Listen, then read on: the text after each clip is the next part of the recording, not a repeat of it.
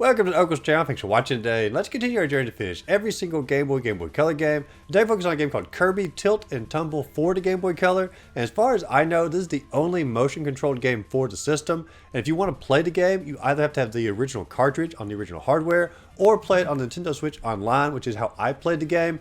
And I'm not sure if the motion controls are overly responsive for the Switch, but this was an incredibly difficult game for me to go through. Kirby sort of flew around the environment constantly on here. It's very much of a game sort of like Monkey Ball or Super Monkey Ball, where you're trying to navigate courses and get to the end and collect items and whatnot. But my gosh, this was a very, very hard game for me to finally defeat. It took me 5 hours to beat this game, which is much longer than I had anticipated for a Kirby game.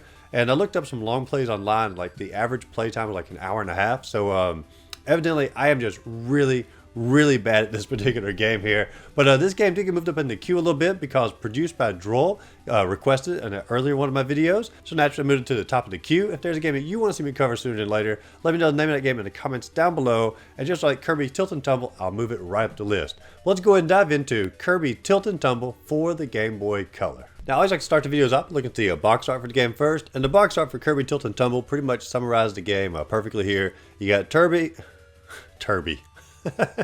You got Kirby tilting and tumbling across the screen here in front of the little Dream Star. I mean, the cover is very simple. It gets straight to the point, and I can't say it's a great cover, but it summarizes the game pretty darn well. Now, when you start the game up here, you have Kirby, of course, taking a nice little nap, and it says that King DD and Waddle Dee scurry by Kirby. And I actually use the word scurry, which for some reason or other I find entertaining. But Waddle Dee has a giant coin he's carrying, and King DD looks like he's got a giant popsicle.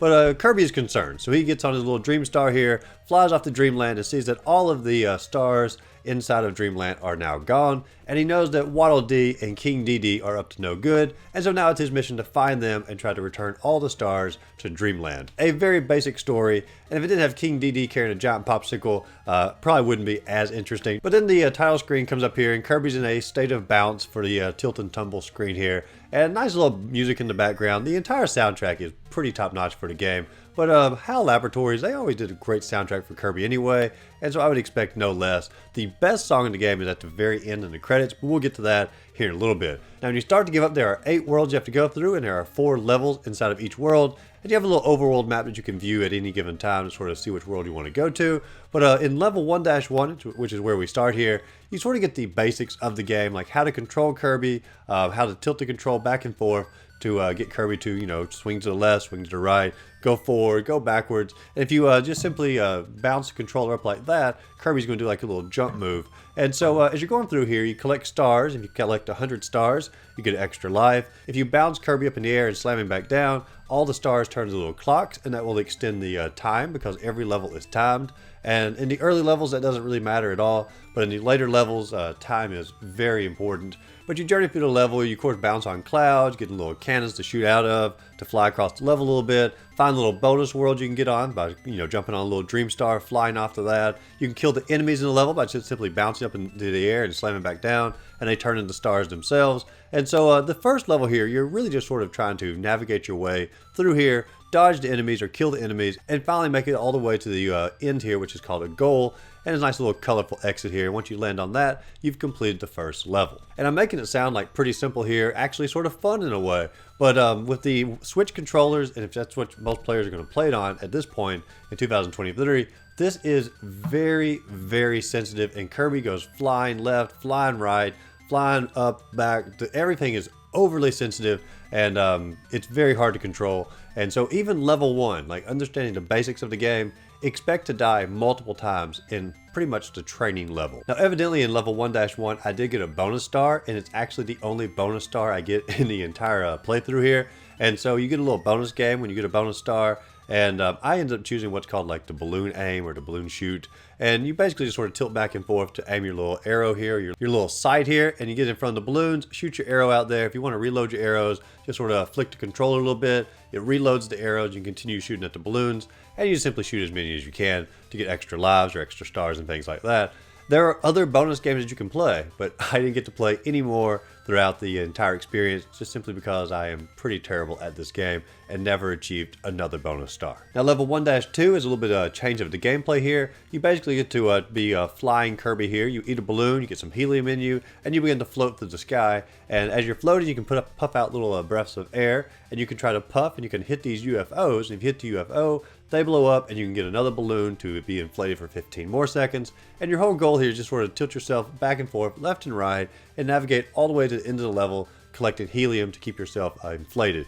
A very easy level, and anytime the game actually gives me a level like this, it's like a blessing in the game, because it means I'm probably going to be able to beat it first try and actually continue to advance a little bit faster. Now 1-3 is going to be more of a traditional level here. We do get some more traditional Kirby enemies as well, like the little sweeping witches here, as I'm going to call them. I'm sure there's probably an official Kirby name for it, but that's what I know them by. You also get one of the Kirby powers, which is going to be like the little microphone, which makes Kirby, I guess, sing, kills all the enemies on the screen. And there's not a whole lot of like Kirby items to pick up in the game, and that's one of the very few ones. I mean, there's a ton of Kirby powers in like actual Kirby games, and it's like they only picked like one or two to scatter throughout, and the mic is going to be one that you're going to get to use to kill all the enemies on the screen here. But for the most part, there's some cloud hopping in 1-3, but it's pretty similar to the first level as far as like control wise.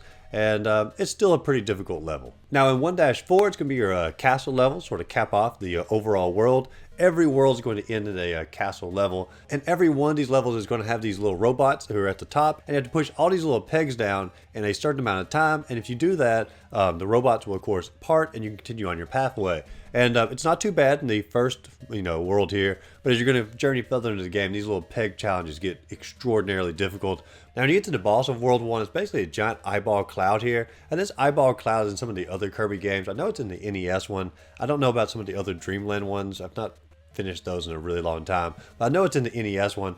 And basically all you have to do is sort of tilt your Kirby character down into like these little cannons here, shoot out from the cannon, land on its eyeball, and of course he's going to have a little fit of rage and try to hit you and sort of knock you off the edge, and you sort of have to journey around and you go into another little cannon, shoot out his eyeball again, has a little fit of rage, you do it 3 times, and you've taken out the little eyeball cloud. A very, very easy boss, and truth be told, all the bosses in the game are going to be mostly pretty easy as you go. And actually, not to spoil the rest of the game, all of the bosses except for one are going to all be a giant eyeball cloud. They're going to vary here and there a little bit as far as like some of the aesthetics, but it's always going to be a giant eyeball as you go. And so not too bad of a boss. Now when you do defeat him, you get very much of a traditional Kirby victory screen here. 3 little Kirbys sort of dancing back and forth, left and then right, and a little victory song behind them. It's a very much of a normal Kirby victory screen for most any Kirby game as you go. Now when you journey into World 2, they're going to pretty much start introducing more and more new mechanics that Kirby can do inside the game. In 2-1, you get these little mesh platforms that Kirby can drop down below it, and sort of like a 2-tier level here. And so Kirby can journey along the lower part and then bounce up back on top of the mesh here and journey along the top part. And this is the only time in the entire game that the mesh mechanic is done, but still it's sort of cool that they brought a new idea in. There's also these little bat demons that fly back and forth, and you actually can't kill them. You simply have to dodge them as you go. Also, we have another traditional Kirby enemy here. We have these giant heads that sort of bounce down, sort of like the Womp Womps from Super Mario Brothers. And when they do that, Kirby gets sort of jolted a little bit, and whichever direction you're heading in, you'll be catapulted at a lightning speed in that particular direction. You'll just simply go flying off the platform. It's very obnoxious, it's very annoying, and I feel like with the Switch controllers being even more receptive or more sensitive, you go flying off even faster. And so level 2-1 proves to be a fairly tough level, just simply because of the sensitive controls. But that is nothing compared to 2-2, where I died at least 15 times in this level, as I was just simply trying to get the mechanics of this game down where they like made somewhat sense to me. Because as you're going through here, you have this little floating wooden platform that you have to get on, and as you're getting on it, the Switch controllers are so sensitive that you go get on that little platform and you just immediately fly off the platform. And it eventually got down to, if I wanted to control Kirby effectively, I had to lay the controller on the desk, and I just simply had to turn the controller, just tilt it ever so slightly, like a centimeter in that particular direction, and Kirby would barely move in that direction. And that's the only way I could actually get through this particular level, and many levels in the future of the game as well. But even when you lay the Switch controller on your desk like this, because of the way the Joy-Cons are sort of shaped, it's going to have like a natural tilt to it, which also throws off the mechanics a little bit. And so it's just a very, very difficult game to play on the Switch. But if you do want to play it, slow is going to be your best friend, and laying on the desk is going to help you more than anything. Now 2-3 is going to be very much of a cloud hopping level, so Kirby's on a little cloud here, and you basically tilt your Joy-Cons left, right, up, and down, and the cloud will move in that particular area, and Kirby can hop from cloud to cloud. However, like the difficult part here emerges like when you encounter like little bombs, and when you encounter those, the cloud itself will go underneath the mines or underneath the bombs, and you have to bounce the controller up to make Kirby hop over the bomb in order to continue on. And pretty much you have to time it just perfect in order to get Kirby to hop over the little bombs. And so basically I figured out like the only way I could do it is if the bomb is coming at you and you're going in the opposite direction to get that little extra momentum going to hop over it. If you try to go in the same direction and get the speed going, at least with the Joy-Con, man, I could almost never do it. And I died many, many times just simply trying to hop over these little bombs as I went. Honestly, if it wasn't for keeping the controller steady on the desk like I talked about earlier, I don't know if I could have defeated like half of this game here, and that includes the cloud hopping level right here. Now 2-4, which is once again a castle level, has a little peg puzzle you have to figure out. This one's not too bad, but then when you get to the final boss in 2-4, it's once again a giant, eyeball like we talked about earlier, but there's a new mechanic for this one. There's little green squares throughout the entire level, and if you go over a green square, it crumbles and you can never go over that square again, otherwise you'll fall off the ledge. You have to restart the entire boss battle over from the beginning, or if you have a game over, the entire level over from the beginning. So a pretty big deal here. But also, every time you shoot out your cannons and land on the eyeball, he has a little fit of rage. He's going to slam down and turn some of the squares to green squares, so now you can fall through those after you've run over them one time. And so of all of the eyeball boss battles, this to me is the hardest one out of all 7 levels. And so pretty intense to have it in level 2, but at the same time it's nice to have it over with, and it's going to be sort of a downhill difficulty for the rest of the bosses. Then we journey on to World 3, and 3-1 is to me the perfect level in this entire game. The aesthetic is just right, the puzzles are just right, the motion controls are just right, the difficulty is just right. Everything is perfect in this level of the game. The aesthetics, of course, are going to be like on a riverbank. You got your little grassland over here, you got your little wooden fence there, the water coming down, a little harbor going out, little octopus, jumping out of the water, blowing, little winds at you as you go, logs coming down the river. I love the aesthetics of this level. But it's not just that. The controls in this level are pretty good too, because as you're going down the little wooden harbor here, it's pretty easy to avoid the little winds that are blowing you left and right. If you do get blown off, you fall into the water, you don't just die immediately, then you flow back to the coast and you get another try at it. And so that's actually a really forgiving mechanic that the game has not shown pretty much at all until this point. And so once you get past the little plank here, the little octopus sort of blowing you off, you get to a part where you sort of cannon yourself out into a little straightway here, and you zoom down the pathway, and you can't really fall off as you go. It reminds me a little bit of like in Sonic the Hedgehog, how like speed makes you feel powerful, even in the areas where you can't die. It just simply gives you that excitement in the game. This is this particular area, and then you get to the part where you're simply doing log hopping, and all you have to do is simply tilt the controller in the direction that you want Kirby to jump in, press A, and you'll hop over the log in that particular direction. You sort of work your way up the river, and you get all the way to the end, and it's just a great level. The mechanics work well, it's forgiving, great aesthetics, great music, like pretty much the whole game has here. But if the whole game had been like this game would have been nearly perfect. Now in 3-2, I actually find it sort of funny here because there's a little information block at the start that tells you the floor that is green will crumble beneath you and you'll fall through into the oblivion.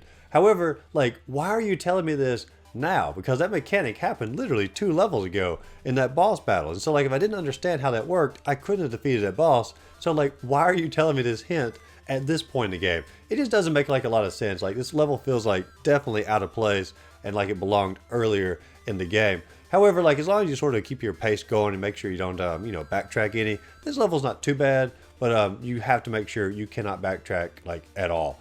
Now, the next level, Kirby's on a little raft, and Kirby's basically journeying down a river here, or I guess up a river, and anytime you want to go against the current, you have to press A, and Kirby gets a little boost to go up against the current, or if you want to attack one of the squids who's trying to attack you, press A, you can ramp into the squid, kill the squid off, and honestly, this is one of the more fun levels in the game, and I feel like the tilt controls work really well, because you're not just simply journeying through a, a little maze here, you can fall off the edge. All you really need to do is just simply go left, right, and kill off the enemies and make your way all the way to the end. And so tilt controls work really, really well in these particular levels. Now in 3-4, you're back into the castle, and of course you have a nice little peg puzzle here. And this one seems pretty hard at the moment, but like I said, they're going to get way, way harder. But the boss for this castle is actually going to mix it up a little bit, because instead of just simply getting in the cannon, shooting out at the eyeball, you get to be the inflated Kirby or flying Kirby here, and you go through and you just simply have to do a little puff of air at the eyeball. He'll have a little fit here, and of course you back away and you go back up there again, a little puff at the eyeball. I think you have to do it 6 times instead of 3 times to actually take the eyeball out, but it's a really, really easy boss battle, way easier than the first 2. And truth be told, I think it's probably a little bit more fun, at least for my taste anyway, because the motion controls do work a little bit better when you're having to be a little bit less precise as far as like getting into a little cannon hole. Now level 4-1 is going to be my second favorite level in the entire game. It's going to be very much of a desert aesthetic here. As you're journeying through the desert, you can only be in the quicksand for 10 seconds until you pass away. And there's also going to be like little extra fast quicksands.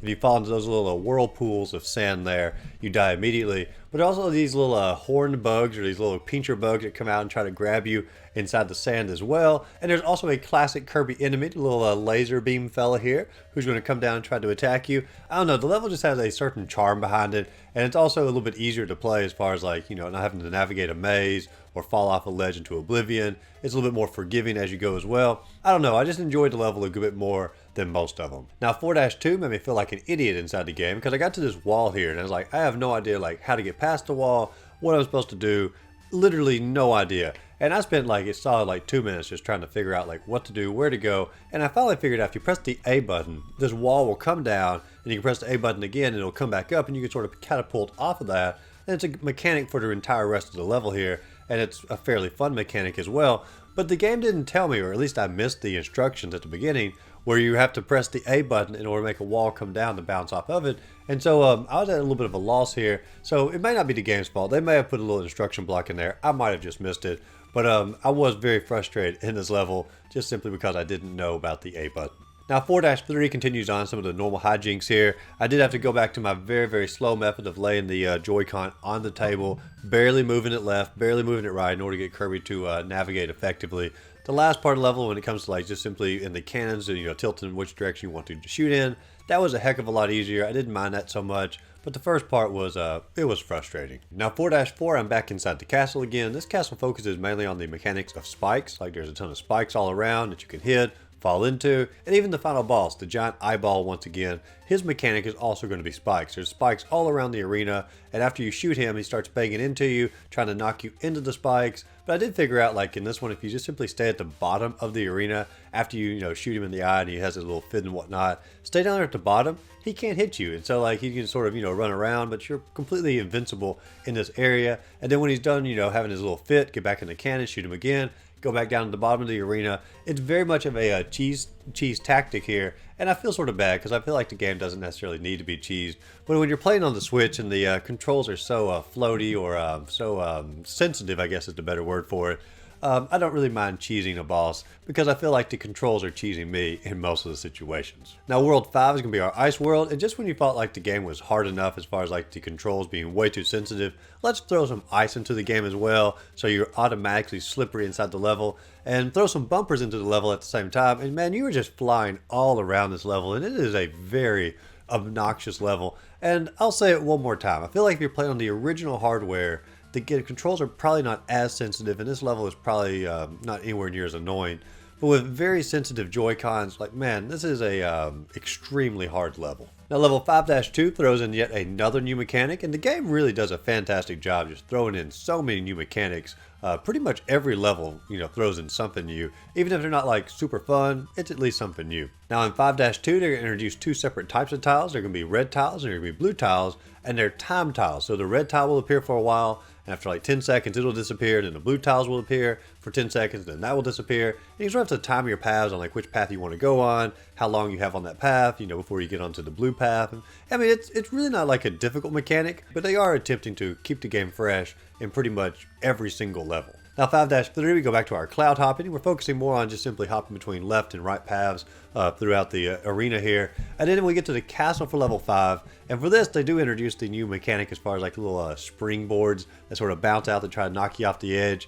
really not too hard to avoid, but it is something new they're trying to bring in here. And also for the castle here, since it's the ice world, they're going to have some ice mechanics for the peg puzzle, as well as for the boss. There's once again another giant cloud eyeball. But as he's coming at you here, he's simply going to be focusing on, knocking you a little bit silly off the ice here, because he knows you're going to slide so much faster.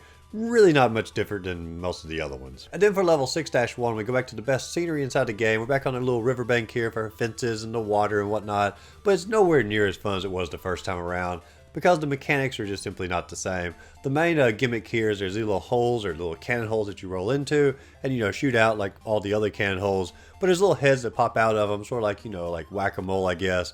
And if you're going for the hole, if the head pops out, it sort of ricochets you off, and knocks you off the edge. Or if you stay in the hole too long and you don't shoot out of it, the head will pop up and sort of knock you out of the hole. You have to get back in it. It just makes the level a little bit slower, a little bit more tedious as you go. Now level 6-2 is probably going to be my third favorite level in the game. And this one's going to bring back another Kirby favorite enemy, the little twin boys who go back and forth on their little balancing ball here. And you have to dodge those as you're heading down a main straight corridor. And then you go down another long pathway corridor, little UFOs that try to beam you up and take you back to the beginning. And once again, I like the ones where it's like a forgiving mechanic instead of just simply knocking you off the edge. It allows you to simply try again without the dire consequences. But the last part of this level here, it introduces something that's not seen anywhere else in the game that I really wish they had done a little bit more of. And they bring in very much of a 3D environment. It's almost like a little half pipe you're going down through here, little hills that Kirby has to go up and to go down. And you have to sort of tilt the control extra to get the extra momentum to go up the hill and, sort of slow it down as you're trying to go down the hill. I mean, like, they could have done a whole lot more in the 3D environment, and I don't really know why they didn't, because it doesn't really seem like it could take that much more space, like on the game's memory and whatnot. And it would have been a really cool mechanic and sort of expanded it in a totally different direction. And they could have used more puzzles when focusing on this, instead of just simply having things like a little springboard that can now knock you off the edge, instead of having a little creature to blow you off the edge. I mean, those are basically the same, where this like changes the entire dynamics of the game. Now 6-3 gives us another flying level where Kirby just simply he takes his helium in, flies through the level, shoots his little air blast out, and you sort of have to navigate as you go.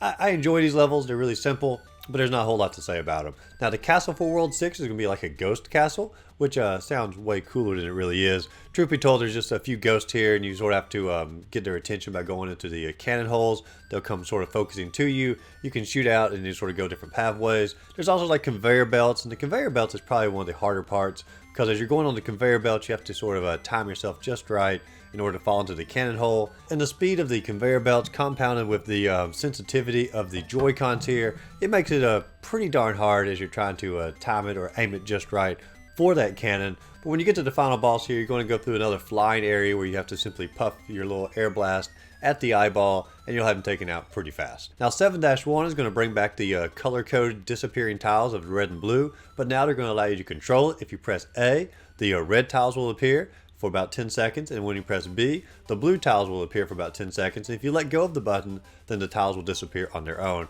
regardless. And so you sort of have to time your pathways as you're going through here. And there was one really difficult part where you had to get a key to open a door, and there's a treasure chest.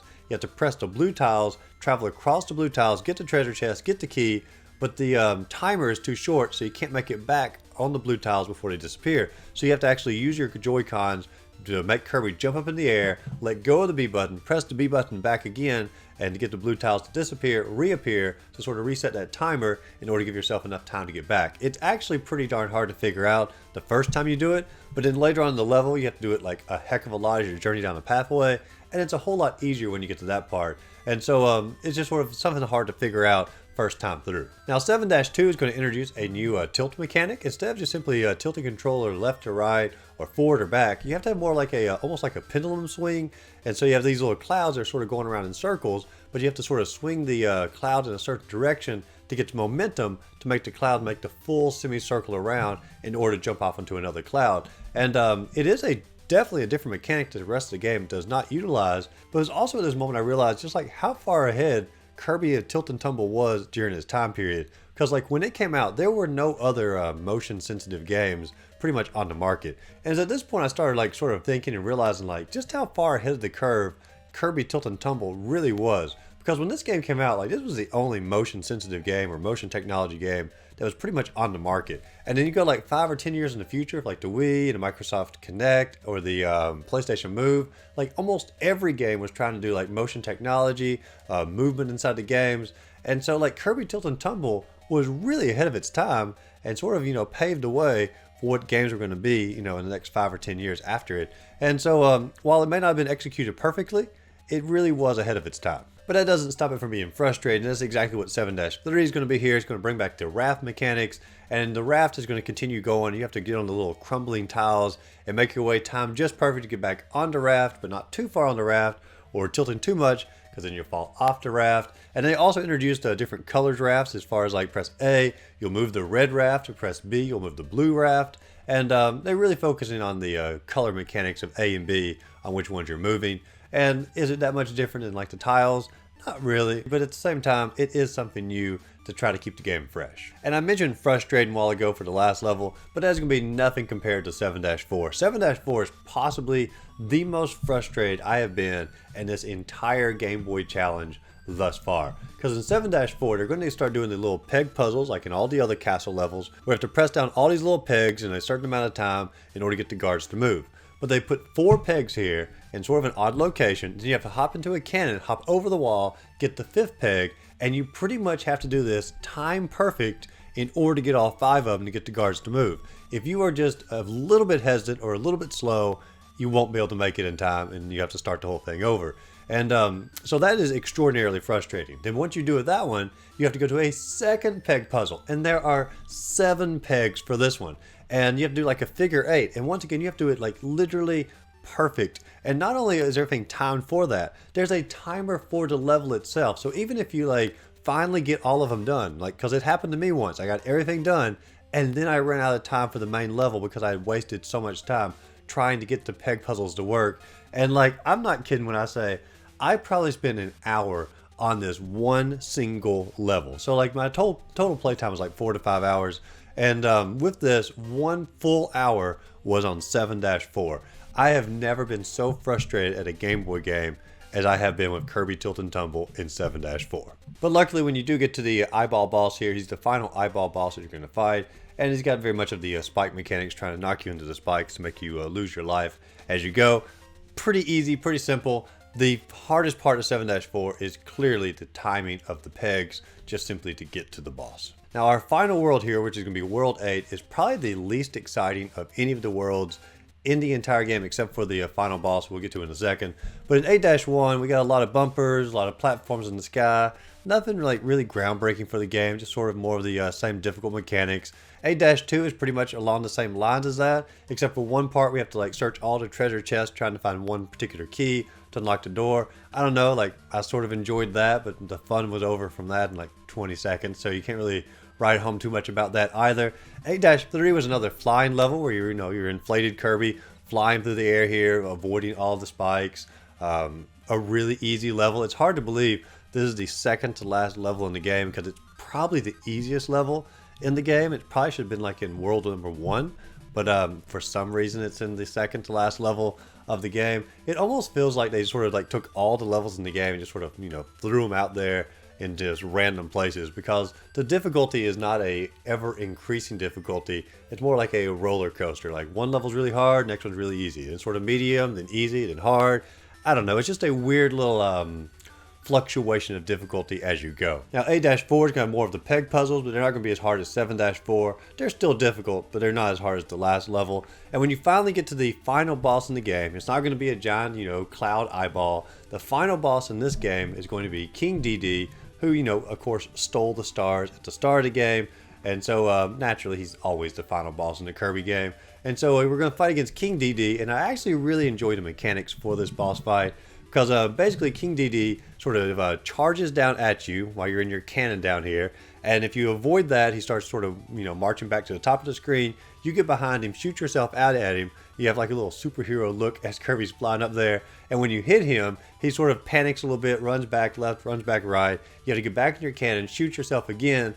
And when you do that, you've attacked him and his health bar will start to go down in the bottom left-hand corner. I think you have to do it like 8 or 10 times total, but every 2 or 3 hits, he actually gains more attack. So the next part, he's going to be able to throw a hammer out, then the hammer gets a little bit faster, some different dodge moves as well. I can't say the boss fight is like extremely difficult, but it is a heck of a lot of fun because the mechanics and, just sort of the animations to go along with it, it's just a good boss fight. It actually makes me a little bit sad that like every single boss in the game except for this one is just a giant eyeball in the sky or a giant cloud eyeball, because like they could have done so many different villains from the Kirby games and whatnot as the final bosses and just simply had a little bit different mechanics. Yes, I enjoyed the giant eyeballs, but at the same time, it would have been cool to have a little bit more variation, like the King Dedede fight here. Now, after you defeat him, you and King Dedede begin to walk off the screen. He trips a little bit. I assume that's a trip of the feet. Maybe Kirby like stuck his foot out there, purposely tripped him a little bit. Maybe Kirby's a little bit on the jerkish side. But it says that at this point, the stars have been returned to Dreamland, and you've officially beaten the game. The credits begin to roll. The credits go through it all. Fairly flashy credits, but then you get to the final scene of the game here. It says like the end. Kirby's in his little house here. I've never seen Kirby's house before, and you have a phenomenal soundtrack playing in the background. I'm not kidding. Like, this may be the best Kirby song of any Kirby game. I'll let it play for just a second here.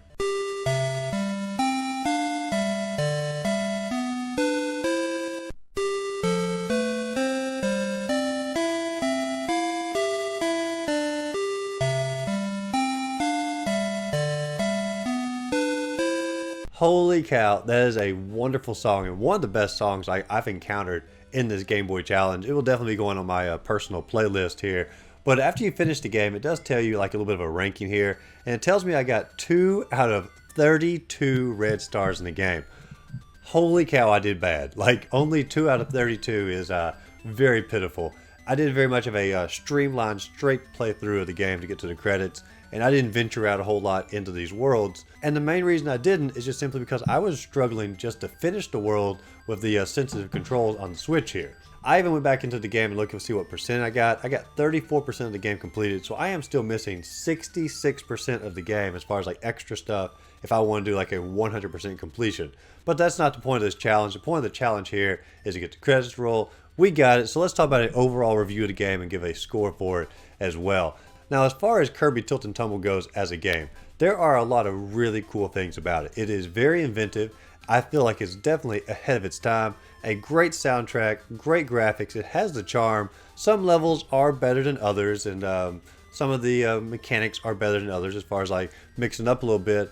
But there is a lot of really cool stuff inside this game. However, I feel like depending on how you're playing the game is going to affect the score drastically. I feel like if you're playing the game on like the original hardware and you have the actual tilt mechanics for the Game Boy, where it's not just simply going to be flying you all around, not super sensitive, what they actually intended you to play the game as, I feel like the game would probably be like a 7. It's a fun game, it has its charm, and it's very unique at the same time. However, if you're playing on the Nintendo Switch, I feel like it almost ruins the game because the controls are so incredibly sensitive and you just really can't control Kirby hardly at all. Like I said, it took me like 4 to 5 times as long to finish the game as a normal playthrough, just simply because the controls were so bad for this particular game. And I feel like if you're playing on the Switch, I don't feel like it's going to be very fun. You're going to get frustrated, and you're probably going to end up hating the game for most of it. I got really, really frustrated as I was going. I had to sort of take a step back. I ended up doing the game in like 2 or 3 sessions. Actually, yeah, 3 sessions. Just simply going through it because I was getting frustrated, I was getting annoyed, and I just simply didn't even want to play the game at some point. And so I feel like if you're playing on the Switch, I feel like the game is probably a 3.5 out of 10, which is really low, but that's just simply because of the atrocious controls that the Switch Joy-Cons are going to have. I feel like if you're going to play the game, play it on the original hardware. It's the only way to actually experience this game and actually have a really good time with it. But I feel like if you're going to evaluate it on the Switch, you sort of have to put yourself in the mentality of this game is better than what I'm actually experiencing at the moment. But that's at least my thoughts on it anyway. What are your thoughts about Kirby Tilt and Tumble? Have you played on the original hardware? Have you played on the Switch? Let me know in the comments down below your feelings about the differences in the controls. If there's a game that you want to see me cover sooner than later, let me know the name of the game in the comments down below as well. And always go out there, find a great game to play. Simply have a great rest of the day.